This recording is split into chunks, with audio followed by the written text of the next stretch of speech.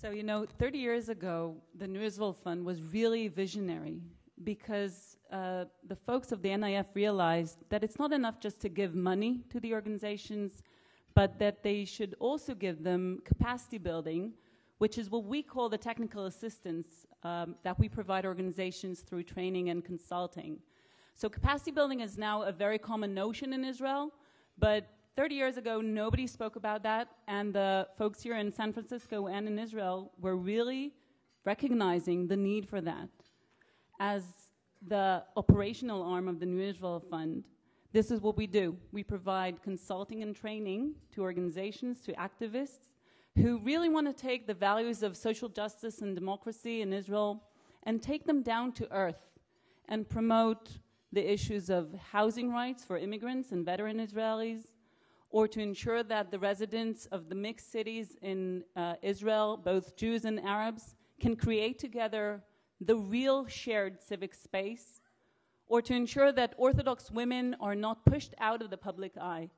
And this is what we do. In essence, my job is bringing together those people who really care about Israel, who really want to promote change, and giving them the tools and the knowledge in order to be able to do that more effectively, faster, and much broader.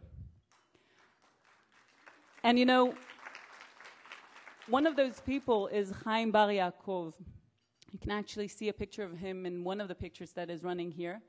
And the first time I met Chaim Bar Yaakov was several years ago on a very hot summer morning in our Be'er Sheva office. Chaim had this huge kippah on his head and a very long beard, and this twinkle in his eyes that I still love seeing every time I get to meet Chaim. Chaim used to have a small business, but after years of recession in Israel, he was forced to close this business. And Chaim and his wife and his 3 children were evicted from their apartment. He found himself with 3 small children in the streets of Be'er Sheva. And he approached the government in order to try to receive public housing, but had to go through such immense difficulties that at some point he simply gave up. And after months of frustration, he came to Shatil. And we helped him establish an organization that is called Halev. Halev means heart in Hebrew, and it's also the acronym in Hebrew for the Movement for Life with Dignity. Because this is what Chaim does. He brought together people who are homeless, who were evicted from their homes because of mortgage issues, because of mortgage problems. He brought them together in order to organize a tent city in front of the offices of the Be'er Sheva municipality. He advocated together with them, went to the Knesset, to the parliament, and lobbied, wrote to the government and ministers. And together they managed to fight after very long months in order to receive the solution for the 90 families that were there in this tent. But not only that, he managed, after getting this solution, not to stop there, but he started working with us and getting consulting, organizational development consulting, resource development consulting, through which he also attained a grant from the New Israel Fund. And we helped him and we worked with him and the board, and his board members. We trained him on how to use conflict transformation tools in order to avoid or to help people avoid eviction from their apartments.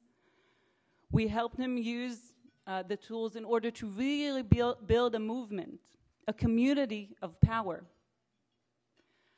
So during these years, Chaim went through an amazing personal transformation because not only, first of all, he still has the kippah, but as you will see in the pictures, he doesn't have the beard anymore. Of course, he has the twinkle in his eyes, but he went from only addressing the needs and the woes or the tzuris of himself and other homeless people in Be'er Sheva to actually building a movement and affecting policy change in Israel. So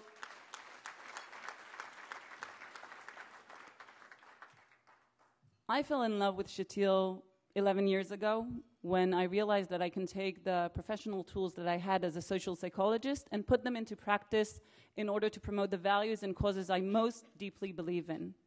And not only that, I have the great privilege of doing it with people who inspire me and give me mountains of hope every single day.